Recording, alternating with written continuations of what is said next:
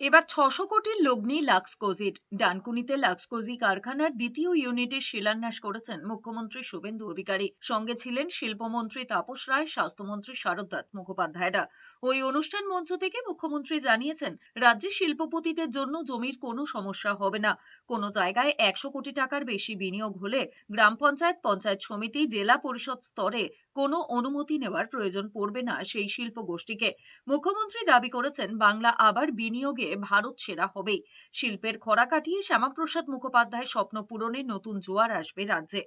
Private industrialist যারা এই রাজ্যে বিনিয়োগ করতে চান, ল্যান্ড কোনো সমস্যা হবে না।